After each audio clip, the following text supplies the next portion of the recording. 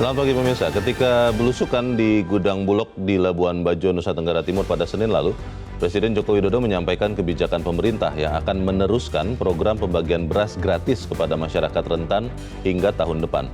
Sebuah langkah cepat yang tepat tentunya, apalagi pemerintah tengah berupaya menjaga level pertumbuhan di kisaran 5% di tahun ini dan tahun depan. Namun langkah cepat yang tepat belum tentu berujung pada hasil yang baik. Bansos pangan hanya sebuah solusi instan, jangka pendek.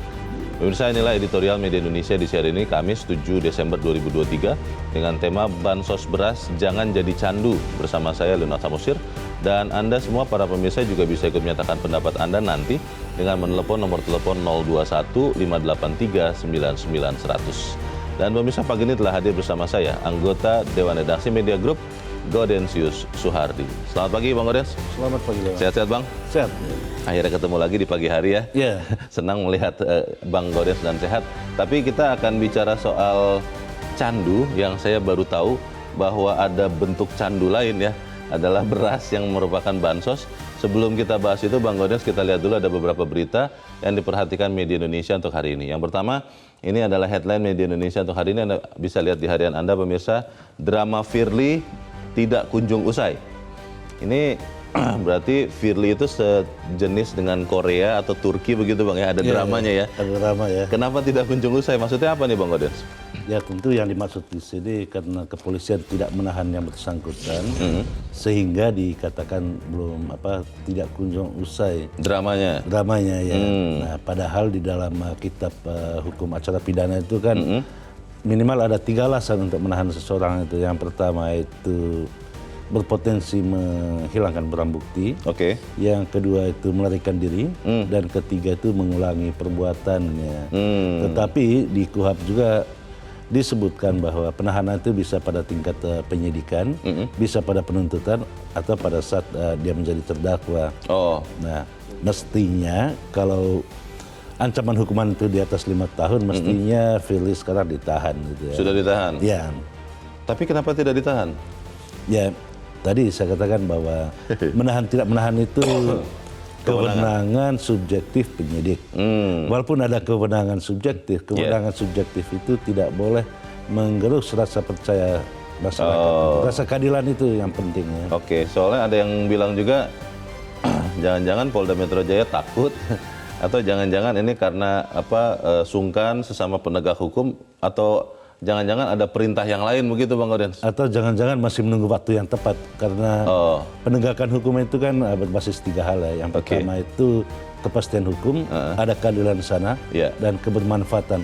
Ada manfaat nggak sih menahan Firly? Tentu bermanfaat gitu kan. Apakah ada rasa keadilan? Mengapa yang kecil-kecil ditahan, yang ini enggak gitu kan? Di kasus itu kan juga sudah ada yang ditahan kan, di kasus yang diduga. Tetapi oleh penyidik dua hal berbeda. Satunya diselesaikan di KPK, cepat sekali. Di Polda ini yang berlama-lama gitu. Oke, kita harapkan Polda Metro Jaya, kepolisian juga bolehlah mendengar harapan masyarakat ini ya Bang Gaudens ya. Ya, tinggal menunggu waktu kayaknya. Tinggal menunggu waktu. Jangan sampai kehabisan waktu. Oke, kita tinggalkan berita itu. Kita ke berita selanjutnya di halaman 2 terkait dengan sesuatu yang beberapa hari ini kemarin sempat jadi polemik ya Bang Gaudens, soal debat Capres dan Cawapres. Capres dilarang bicara saat debat Cawapres. Waduh, sampai dilarang bicara ini maksudnya bagaimana Bang Gaudens?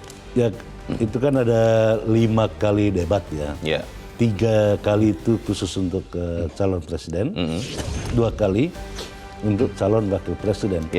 Ketika calon wakil presiden berdebat, calon presiden boleh hadir di atas panggung gitu ya. Akan tetapi dia tidak boleh berbicara karena itu mainannya Cawapres gitu. Tetapi yang kita harapkan debat itu jangan sampai hanya pemaparan visi misi gitu kan. Kalau debatnya seperti itu menenggoskan gelar dah.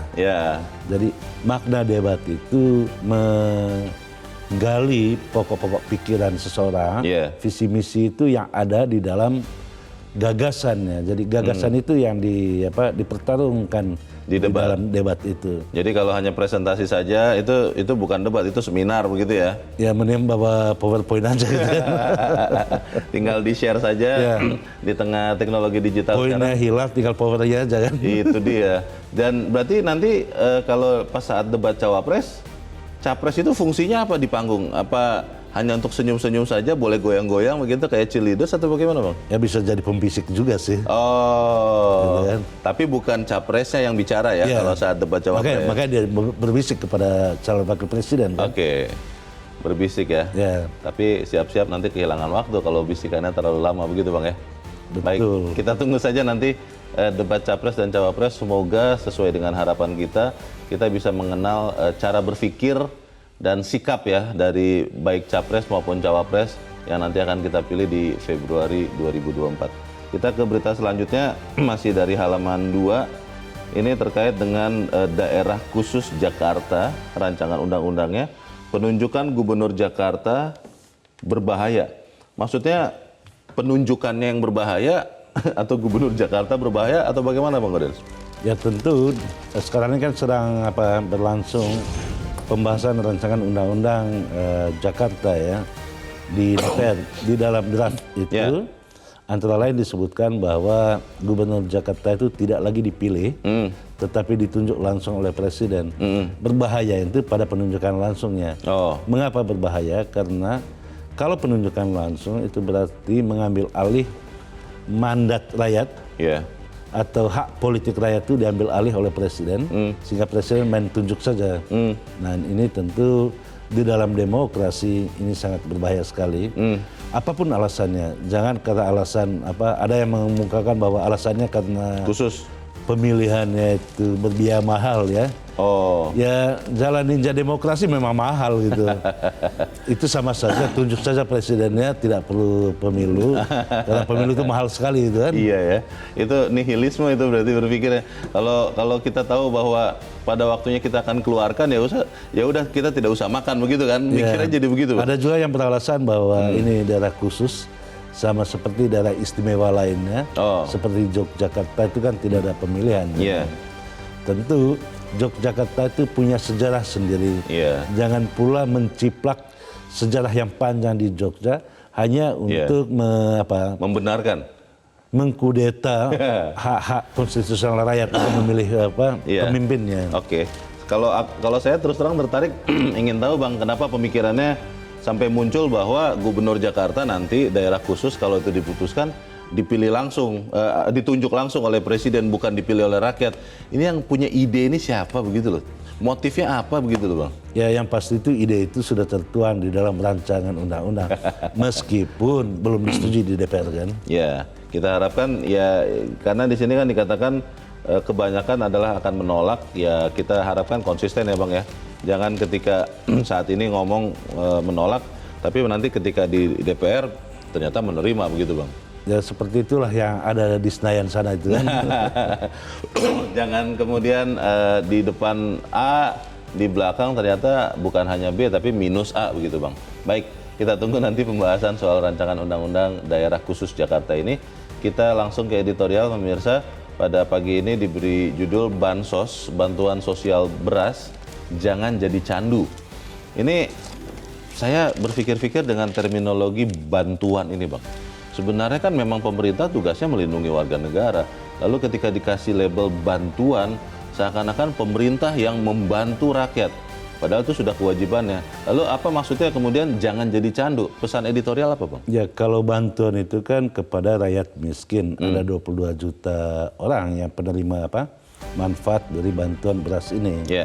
Nah kalau persoalan itu kemiskinan, yang harus diselesaikan itu akar persoalan kemiskinan. Penyebab kemiskinan itu. Penyebab kemiskinan yang harus dituntaskan, bukan memberi ikan gitu kan.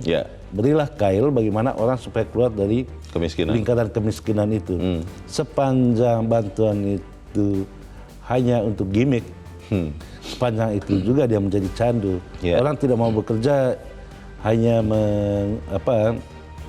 mengadakan tangan gitu kan. Nah hal-hal seperti ini di dalam editorial dikatakan lebih baik menyelesaikan pokok persoalan kemiskinan ketimbang memberi bantuan beras candu. Apalagi bantuan ini kan persis di tahun politik dan juga di panen raya nanti. Oh, jangan-jangan ada muatannya begitu ya Bang ya? Ya ini berhimpitan di bulan Februari itu kan putaran pertama ya. Iya. April Mei itu panen raya. Oke. Dan Juni itu putaran kedua, kalau ada pilpres putaran kedua itu persis pada bulan Juni. Dan bantuan sosial ini berakhir di Juni gitu. Oh, terlalu banyak kebetulan kalau memang itu hanya kebetulan, begitu maksud Bang Gaudens? Ya, ini kan politik kebetulan ya. Oke, kita akan bahas itu Bang Gaudens dan pemirsa. Inilah editorial Media Indonesia untuk hari ini, Kamis 7 Desember 2023. Bansos beras jangan jadi candu.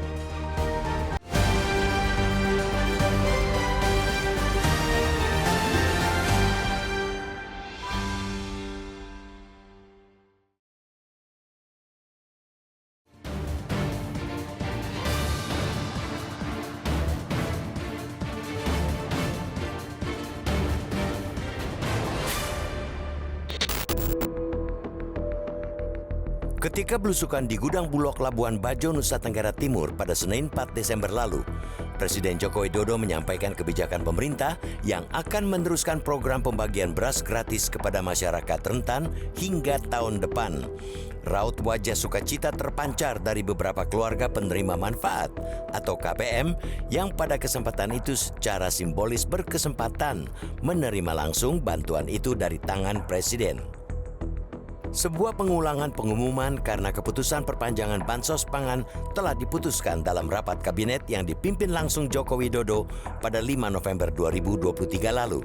Di rapat itu diputuskan bansos pangan berlanjut hingga Juni 2024. Alasan pemerintah sederhana, yakni sebagai upaya pengendalian harga beras agar tidak terus bergejolak akibat fenomena El Niño yang telah menyebabkan kekeringan dan mundurnya waktu musim tanam.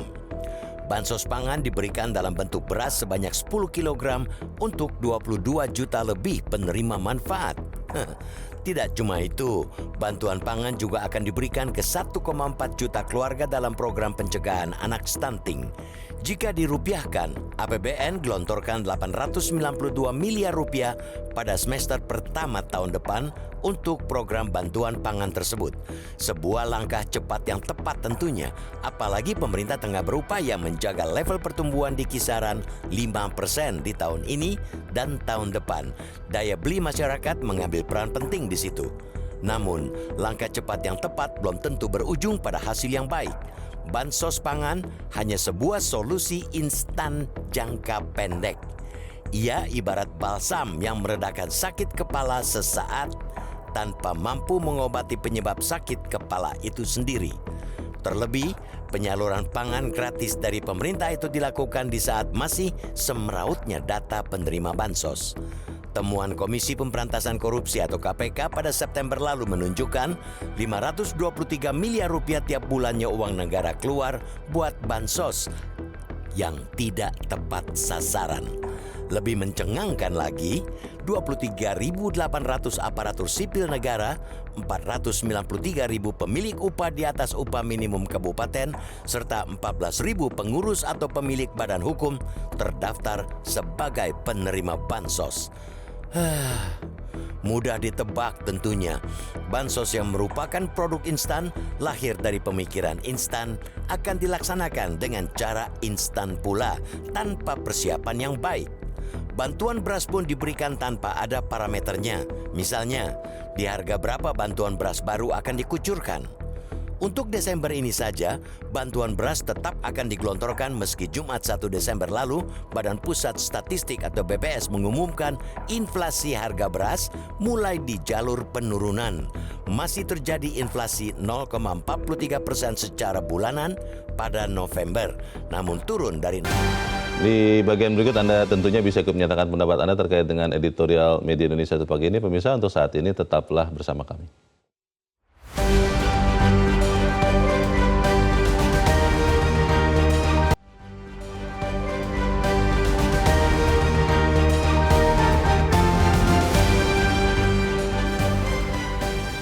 Terima kasih Anda masih bersama kami di Editorial Media Indonesia, dan terkait dengan bansos beras jangan jadi candu ini, Bang Gauden, sebelum kita lanjutkan diskusi, kita mau bertanya dulu. Saat ini kita sudah tersambung lewat saluran telepon dengan pengamat ekonomi Henry Saparini. Mbak Henry, selamat pagi. Selamat pagi Mas Leo. Iya, sehat-sehat ya Mbak ya, Mbak Henry? Alhamdulillah sehat Mas. Baik, Mbak Henry, ini kita bicara soal bantuan sosial beras yang memang tujuannya baik, caranya baik, tapi kemudian kita melihat ada bahaya di balik bansos beras ini, karena kalau terus-menerus diberikan kepada masyarakat, dikhawatirkan masyarakat tidak mau bekerja lagi, berharap saja bansos. Lalu yang kedua, juga ternyata faktanya ada sekian orang yang memang tidak berhak untuk menerima sebetulnya, karena bukan orang yang lemah ekonominya. Kalau Anda lihat soal ini, apakah memang tidak akan pernah bisa hilang, Mbak Henry, bansos ini dalam bentuk beras juga sekarang? Atau sebetulnya kalau mau bisa, Mbak? Kalau mau bisa atau tidak? Bisa Mas. Karena yang kita perlukan itu adalah kita memberikan kecukupan di dalam pangan kan, yang sebagai kebutuhan dasar. Ini kan tinggal caranya, ya, bahwa caranya yang menggunakan BLT ini bagi-bagi beras atau bahan pangan utama ini adalah cara paling mudah. Tadi Mas Leo sebutkan bahwa ini adalah sangat tepat. Iya betul, memang sangat tepat memberikan beras. Karena sekarang satu Indonesia itu memang sudah seragam. Makanan pokoknya itu dibuat menjadi beras semua. Yang tadinya makan jagung ya jadi beras, yang makan sagu ya jadi beras. Jadi ini memang kalau memberi bantuan beras rasanya udah paling pas gitu, karena semua membutuhkan. Yang kedua, alasan kedua adalah karena memang akhir-akhir ini, dan sebenarnya tidak hanya akhir-akhir ini, dalam 5 tahun terakhir harga pangan global itu meningkat. Nah di Indonesia harga pangan itu juga terus meningkat. Nah kalau di Indonesia ada dua tentu saja yang jelas. Satu karena panennya terganggu pasokannya, yang kedua karena rupiahnya melemah gitu. Jadi ini seolah-olah seperti Mas Leo tadi sampaikan, ini tepat banget gitu. Iya, semua orang makan beras, terus sekarang juga harga lagi naik. Nah sekarang yang ketiga, ini tepat banget untuk kelompok menengah bawah, karena memang dari keranjang belanja mereka, itu bisa 70-75% itu untuk makanan. Dan salah satu makanan yang paling diperlukan itu adalah beras, dan tentu saja sekarang adalah mie instan gitu. Nah jadi seolah-olah ini jadi terus ada pembenaran, karena mau ada tantangan global, daya beli merosot, maka kita berilah makanan yang sangat diperlukan adalah beras gitu. Nah jadi ini terjadi terus-menerus tanpa memikirkan bagaimana cara terbaik untuk memenuhi kebutuhan mereka yang caranya tidak hanya tangan di bawah gitu. Nah ini yang sampai saat ini belum pernah dipikirkan. Nah apalagi nanti kalau kita bicara tentang tantangan tahun politik, Mas. Nah ini lebih menarik lagi. Nah itu dia Mbak Henry, kalau terkait dengan tahun politik ya, ini kan pemerintah sudah mengumumkan bahwa bantuan sosial beras ini akan dilanjutkan sampai bulan Juni 2024. Karena katanya untuk antisipasi dampak El Nino, padahal sudah mulai banyak hujan di mana-mana. Nah, bagaimana kita bisa meyakini bahwa bantuan ini murni memang untuk menyelamatkan kehidupan masyarakat miskin, dibandingkan kemudian kita melihat, oh ini ternyata ada muatan politis, supaya kemudian pihak-pihak yang memberikan bantuan ini mendapat keuntungan elektoral dari penerima bantuan beras ini, Mbak Henry? Tidak mudah, karena tadi itu bahwa ini seolah-olah memang sangat beralasan. Pemerintah melakukan pembagian beras ini, coba saya pernah berdiskusi, dan kemudian yang dipertanyakan oleh pemerintah adalah, Mbak Henry itu tidak kasihan, orang itu sudah membutuhkan beras coba. Tapi itu setiap tahun seperti itu alasannya. Kita harus memikirkan konsumsi masyarakat yang paling penting, Mbak. Jadi jangan mikir yang lain kan. Kalau kayak begini, ini yang memang tidak pernah memikirkan yang lainnya lagi gitu. Nah, terus yang kita khawatirkan, kenapa kita kemudian kok sangat khawatir? Jadi komoditas yang sangat berkaitan dengan politik itu dua, Mas. Satu adalah BBM, yang kedua adalah beras.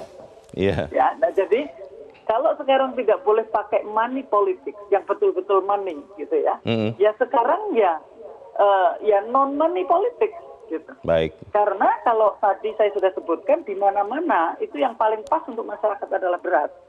Sementara sekarang ini bukan urusan BLT loh, Mas. Orang yang membutuhkan beras, kenapa harganya menjadi meningkat? Itu karena caleg jumlahnya itu puluhan ribu, dan mereka untuk memberikan bantuan kepada masyarakat yang paling efektif adalah beras. Artinya ada demand tiba-tiba meningkat, tidak hanya BLT, ya, yang kita tahu BLT pasti juga ada tujuannya untuk stabilitas tapi juga ini para caleg. Baik, kita tentunya ingin berbaik sangka ya kepada pemerintah, tapi memang masalah beras ini harusnya dipikirkan lebih jauh supaya kemudian bantuan itu tidak terus-terusan bantuan. Kita jangan mendidik rakyat kita untuk tangannya selalu di bawah ya, supaya bisa juga tangannya di atas. Begitu ya Mbak Henry ya? Betul Mas. Oke, terima kasih untuk pencerahan yang Anda berikan. Pengamat ekonomi Henry Saparini sudah mencerahkan kita pagi ini. Selamat pagi Mbak Henry. Selamat pagi, terima kasih Mas. Kalau melihat alasannya, kondisinya Bang Gauden seperti yang diceritakan Mbak Henry, dijelaskan Mbak Henry barusan, itu semuanya tepat begitu loh. Semua orang Indonesia sekarang makan nasi, beras sedang naik harganya, lalu memang 22 juta penerima manfaat itu memang miskin yang tidak sanggup beli beras, kalau tidak dibantu beras bisa mati betulan. Akhirnya kan kita tidak melihat, tidak ada celah ini Bang, tidak ada sesuatu yang salah dengan pemberian beras ini. Bagaimana? Ya, pemberian beras, bantuan sosial beras itu bagian dari konsep besarnya itu perlindungan sosial yang anggarannya itu ratusan triliun ya, anggaran untuk perlindungan sosial ini. Perlinsos itu ya. Nah, problemnya sekarang ini bagaimana beras itu diambil dari gudang Bulog yang sebagian besar itu adalah beras impor, bukan penyerapan dari masyarakat. Bukan beras petani Indonesia? Bukan petani Indonesia, tetapi itu sebagian besar itu adalah beras impor yang disalurkan kepada penerima manfaat yang berjumlah 22 juta orang itu. Itu problem yang pertama. Problem yang kedua, kalau dia diperpanjang, ini kan perpanjang yang ketiga sampai Juni, gitu kan, Desember sampai Juni, itu perpanjangan yang ketiga. Ketiga ya? Ya. Kalau ini diteruskan, kita lihat di bulan April dan Mei itu adalah puncak panen di Indonesia. Panen raya padi. Panen raya padi ya. Kalau ketika panen raya padi itu pemerintah tetap menggelontorkan beras yang berasal sebagian besar itu dari impor, tentu yang dirugikan adalah petani. Harga gabah bisa merusak harga gabah petani itu. Karena ada beras saingan begitu ya Bang ya? Betul. Bukan yang dihasilkan dari panen raya itu. Panen raya itu. Inilah problem yang apalagi persoalan lebih pokok lagi berhimpitan dengan dua kali pemilu. 2 kali putaran kalau ada dua putaran. Kalau ada putaran. Putaran pertama itu kan 14 Februari ya. Putaran kedua itu kalau ada di bulan Juni 2024. Memang waktunya sih kebetulan gitu ya. Kebetulan pas gitu. Nah, kalau kita lihat hasil survei, bagaimana bansos beras juga perlindungan sosial itu memberikan kontribusi yang besar terhadap kepuasan masyarakat atas kinerja pemerintahan Jokowi sebesar 70-80%. Dengan demikian, siapapun yang ditafsirkan oleh masyarakat bahwa di-endorse oleh pemerintah, nah calon itu menerima manfaat yang lebih besar dari pemberian bansos beras ini. Jadi ada semacam ada korelasi ya. Rise effect electoral vote begitu ya? Ya, karena itu orang menyebutnya ada siklus anggaran pemilu yang besar sejak 2014 ya. Nah, bantuan sosial diberikan itu sejak 2004, selalu jumlahnya itu lebih besar setiap 5 tahun gitu. Oh, kok pas banget begitu ya, pas pemilu begitu? Kebetulan, maka disebut lagi. Politik kebetulan tadi itu. Ya, Bang, tapi pertanyaannya begini Bang, kalau kemudian ini terus-terusan terjadi ya, kita nggak hanya bicara saat ini kan, kita tadi Bang Oni sudah bilang berulang terus setiap kali pemilu. Akhirnya kan masyarakat miskin kita akan tetap miskin Bang, atau jangan-jangan nanti orang-orang melihat, wah tetangga saya miskin tapi dia dapat beras, ya sudah saya jadi miskin saja, kan jadi memburuk ini Bang. Ya kalau kita lihat angka kemiskinan berdasarkan data yang dikeluarkan oleh BPS pada 2023 itu kan, turunnya sedikit sekali ya, dari 9,936 ke 95, dari 957 ya, 9,57 ke 9,36. Angka ini sangat jauh ya dari target penurunan kemiskinan di 2024 gitu. Oke, tahun depan ya. Tahun depan ya. Nah, ini problem yang harus diatasi itu bukan lewat bantuan berasnya, tetapi bagaimana mengatasi kemiskinan. Banyak faktor mengapa orang miskin. Antara lain itu kan karena persoalan lapangan pekerjaan, atau bagaimana masifnya penggunaan teknologi sehingga orang yang tidak punya skill itu terpinggirkan. Kenapa tidak misalnya dibuatkanlah proyek besar-besaran gitu, yang padat karya gitu, bukan padat teknologi. Sehingga orang-orang ini akan bekerja dan dapat uang dari kerjaannya itu. Bukan diberi beras sehingga jadi candu gitu. Oh, Bang, tapi ini kan sesuatu yang kita mengerti, tapi membuktikan bahwa ini adalah candu ini kan sulit ya Bang. Maksudnya, apalagi kalau kemudian kita menduga ini ada kaitannya dengan motif politik begitu. Bagaimana membuktikannya? Memang tidak ada buktinya, tetapi orang bisa menafsirkan bagaimana bantuan beras yang begitu masif sekarang ini, dan itu dipertontonkan di ruang publik pemberian beras ini, dan pada sisi lain data soal penerima bantuan sosial ini juga kan bermasalah. Data itu memang benar dari Kementerian Sosial. DTKS itu ya? Ya, tetapi persoalan itu kan banyak sekali mereka yang tidak berhak juga mendapatkan bantuan. Oh, oke. Nah, hal-hal seperti ini yang perlu dibenahi sebelum dilanjutkan pemberian bantuan sosial beras ini. Bahwa memberikan bantuan kepada rakyat miskin, bagus gitu kan. Tetapi jangan menjadi kegiatan yang ada udang di balik batunya. Tadi menarik yang dikatakan Mbak Henry yang tadi bercerita di sebuah diskusi di mana ada komponen perwakilan pemerintah. Ketika Mbak Henry mengkritisi soal bantuan sosial atau beras ini, kan pejabat pemerintahnya mengatakan Mbak Henry tega, masyarakat sudah miskin, kemudian kita tidak berikan beras, nanti mereka mati begitu.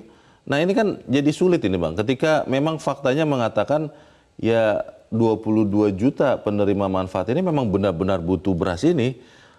Lalu kita mengatakan bahwa ini jangan-jangan menjadi candu, ini jangan-jangan ada muatan atau motif politis. Kan akhirnya kita menjadi orang yang jahat ini Bang, untuk kemudian membiarkan 22 juta orang miskin ini mati betulan Bang. Tergantung dari cara pandang ya, walaupun di dalam konstitusi itu dikatakan fakir miskin itu dan anak terlantar dipelihara oleh negara. Betul. Ini yang terkait dengan fakir miskin ya.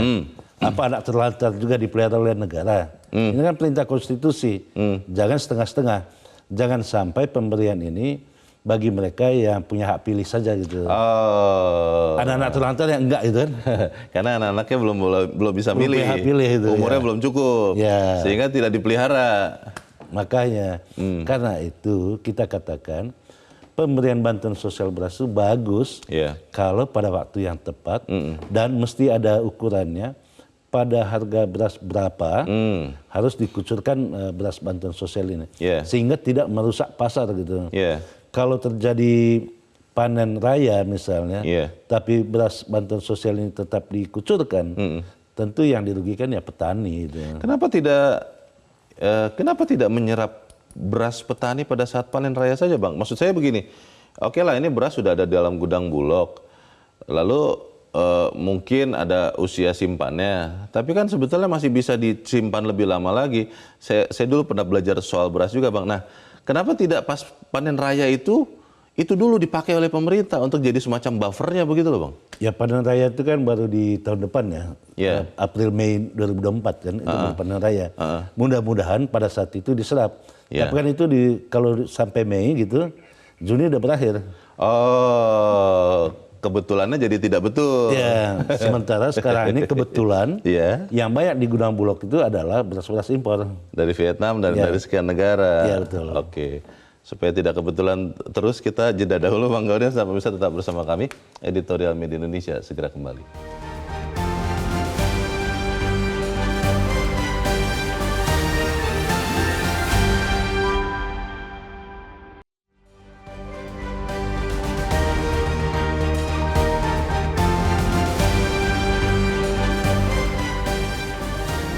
Media Indonesia mengajak Anda untuk mengakses fitur premium e-paper.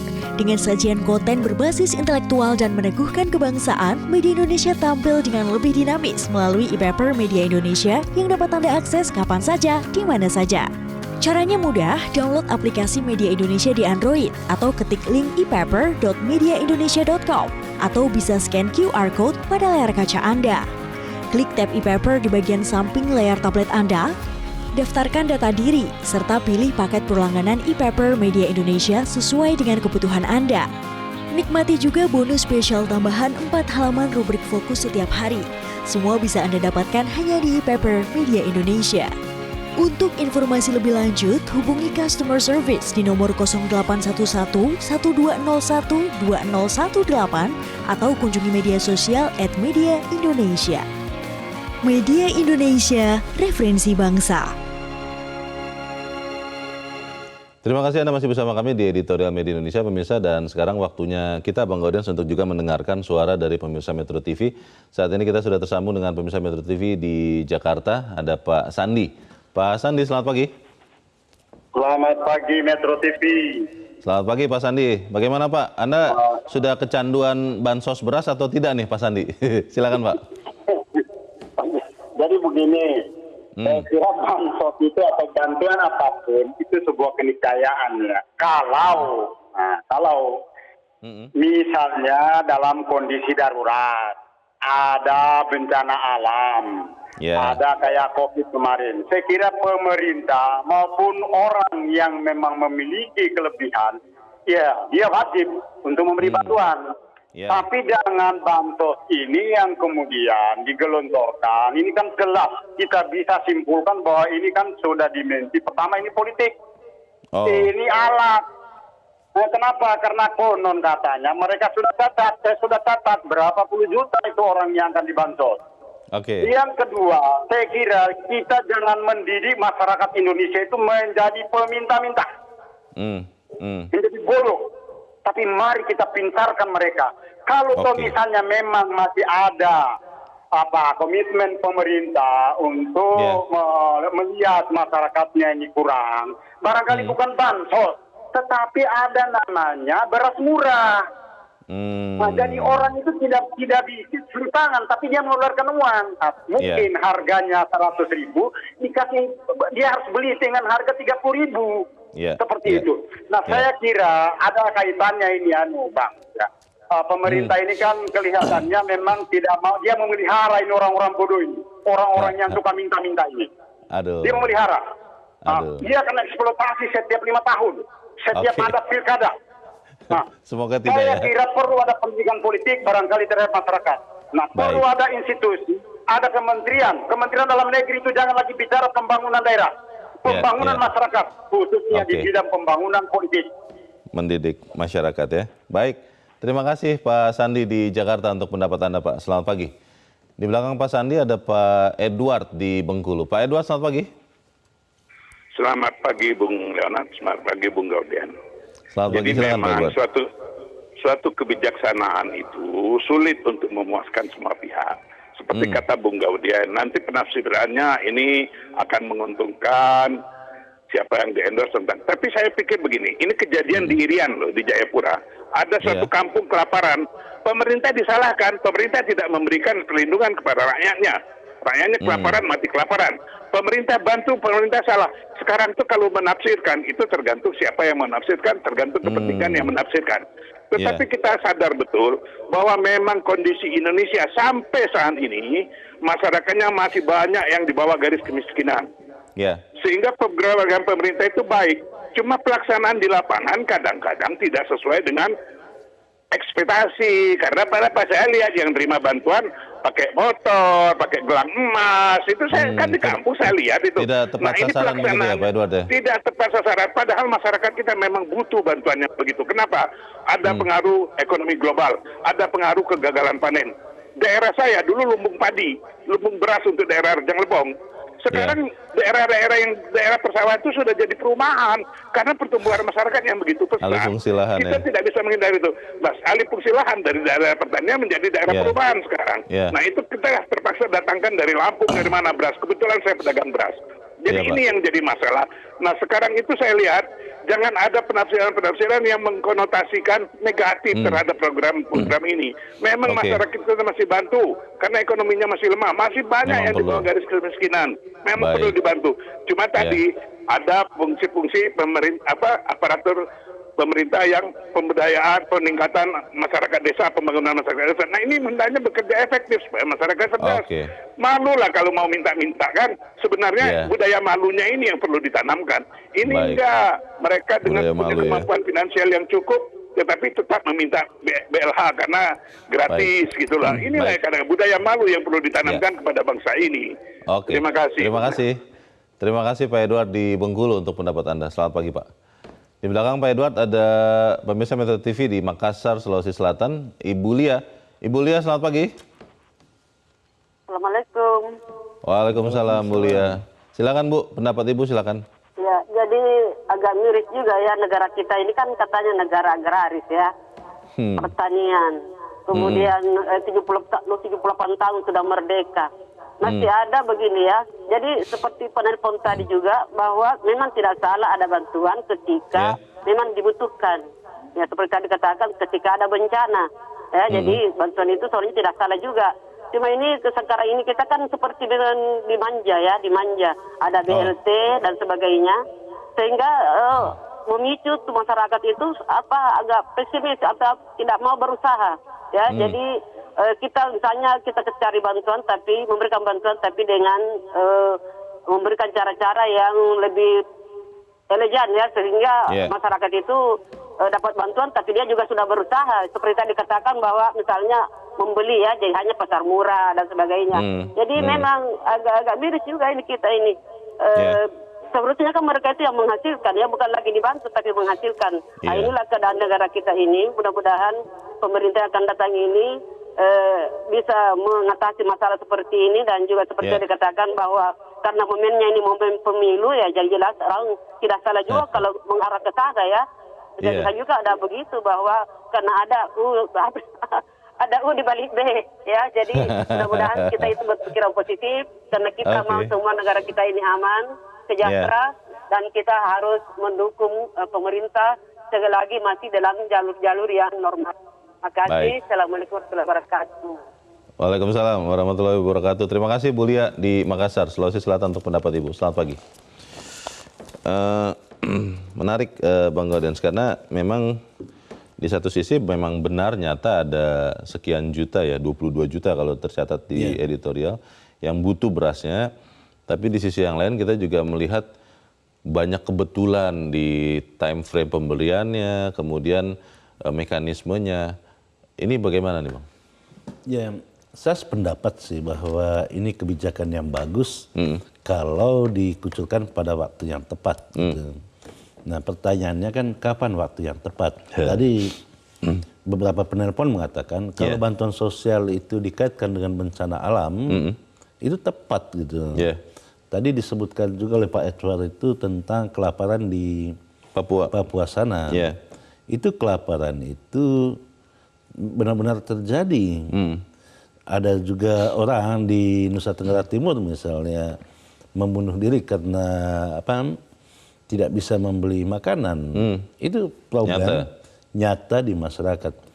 Nah masalahnya sekarang dari sisi pemerintahan apakah kebijakan memberikan bantuan sosial beras itu tepat atau tidak, atau pertanyaan lainnya, bukankah lebih tepat kalau pemerintah mengatasi persoalan kemiskinan itu sendiri? Pada tahun 2024, pemerintah mencanangkan penurunan angka kemiskinan itu menjadi 6,5%. 6,5? Ya. Dari yang sekarang masih 9? Sekarang ini 9, di bulan Maret 2023, 9,36% dari penurunannya itu dari 9,57. Itu artinya apa? Tidak ada kesungguhan kita sebagai bangsa mengentaskan kemiskinan ini. Karena apa? Karena menjadi parsial. Dianggap itu miskin, itu kalau tidak makan nasi itu. Padahal makanan pokok itu bisa saja dari mana saja gitu kan. Beragam ya, sebetulnya. Nah, kearifan lokal itu harus ditumbuhkan lagi, apalagi di banyak daerah itu dikeluarkan peraturan daerah. Daerah Depok misalnya, ada peraturan daerah itu tidak makan nasi pada hari tertentu. Hari tidak makan nasi ada. Itu hanya terdengar pada saat diumumkan peraturan daerahnya, lama-lama tidak terdengar lagi.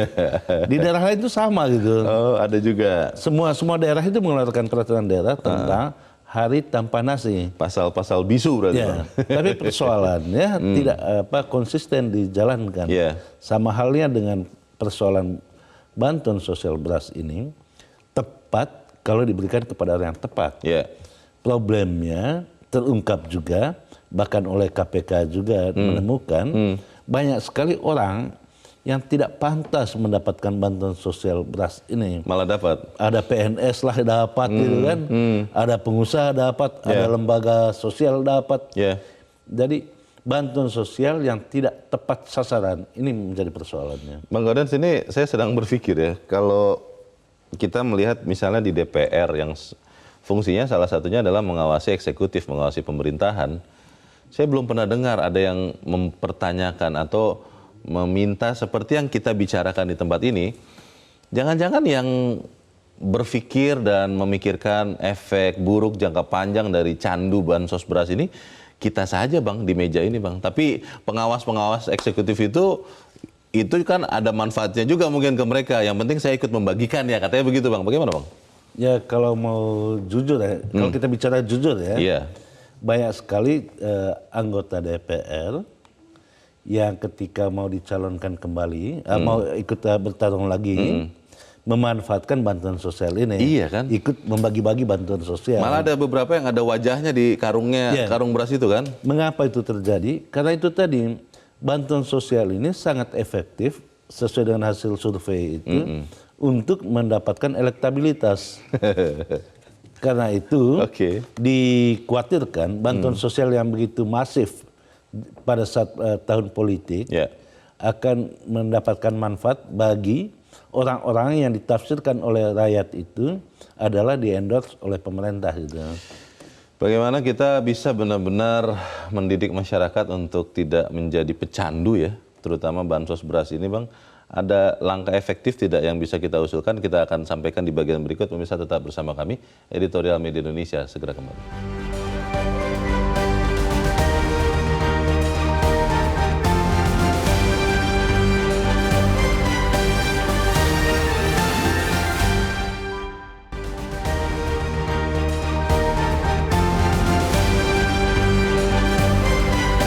Terima kasih Anda masih bersama kami. Kita di bagian akhir diskusi kita pagi ini. Bang Gaudens, kalau melihat bahwa semuanya kelihatannya jadi happy begitu ya dengan bansos beras ini, bagaimana kita bisa menyadarkan semua orang bahwa yang namanya bansos beras itu memang hanya boleh sementara, tidak boleh permanen, tidak boleh jadi candu?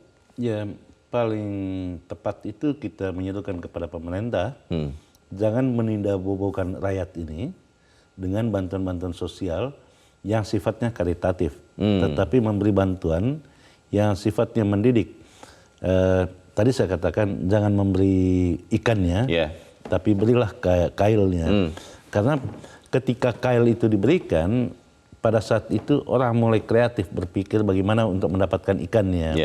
Atau dengan kata lain seperti yang disebutkan di dalam editorial ini, bansos itu sifatnya seperti balsam yang hanya ketika digosok bisa menghilangkan rasa nyerinya, nyaman ya, tetapi tidak menghilangkan faktor utama penyebab penyakitnya. Gitu. Nah, dalam kaitan itu, pemberian bansos itu kalau terus-menerus diberikan, apalagi di tahun politik, orang menafsirkannya bahwa ada udang di balik batu di dalam pemberian bansos ini. Tadi saya katakan, bansos yang diperpanjang sampai Juni itu adalah perpanjangan yang ketiga. Ketika Desember itu diperpanjang sampai Juni, itu artinya ada 2 kali pemilu di sana dan ada panen raya di sana. Nah, problem ini akan menjadi persoalan besar ketika orang menafsirkan bahwa bantuan sosial kepada 22 juta orang penerima manfaat itu terkait erat dengan kontestasi pemilu. Dan tadi saya katakan banyak sekali hasil survei yang menyebutkan bahwa salah satu faktor pendorong meningkatnya kepercayaan masyarakat kepada pemerintahan sekarang itu adalah bantuan sosial. Nah, pemberian bantuan sosial di bulan Februari dan bulan Juni akan menguntungkan calon presiden, calon wakil presiden yang ditafsirkan oleh masyarakat berkaitan erat dengan pemerintahan yang ada saat ini. Endorsannya begitu ya? Ya, gitu. Bang, berarti ini kan mungkin yang berpikir seperti ini kita saja, Bang. Jangan-jangan masyarakat yang menerima, ya bicaralah situ. Saya kan dapat makan nih, saya aman, saya akan coblos yang memberikan ini. Bagaimana, Bang? Ya itu hak orang ya untuk mencoblos. Apakah dia mencoblos itu karena gagasan, karena pemberian itu persoalan lain. Tetapi yang kita bahas kali ini, bagaimana bantuan sosial itu tidak terus-menerus diberikan, sehingga orang malas untuk bekerja, itu kan. Lebih bagus itu memperbanyak padat karya, dipaksa orang bekerja, kemudian dikasih beras murah, gitu kan. Betul. Itu jauh lebih bagus gitu. Supaya juga dignity atau kemanusiaannya tetap ada ya, Bang ya. Kita harapkan berarti bahwa pemerintahan berikutlah ya, kita harapkan untuk tidak membuat bansos beras jadi candu. Kita berharap juga masyarakat itu memilih karena gagasan bukan karena gisinya. Baik, kita aminkan itu, Bang Gaudensius Suhadi. Terima kasih sudah di tempat ini. Selamat pagi, Bang. Pagi. Misalnya pemerintah harus terus didorong agar tidak terus meninabobokkan masyarakat rentan dengan program beras gratis. Kasihan rakyat kalau terus-menerus diberikan obat pereda rasa sakit, sementara kemiskinan yang menjadi penyebab sakit itu dibiarkan terus terjadi. Kreatiflah, jangan sedikit-sedikit bansos, sedikit-sedikit bansos. Saya Leonard Samusi, berterima kasih Anda sudah menyimak editorial Media Indonesia pagi ini.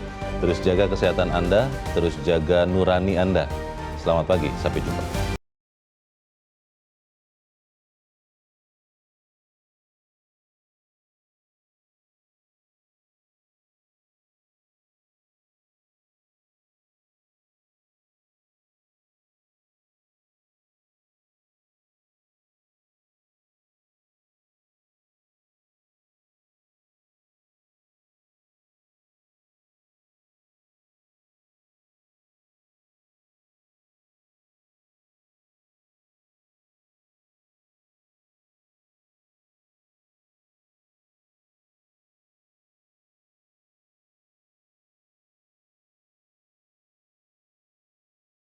Jelajahi cara baru mendapatkan informasi. Download Metro TV Extend sekarang.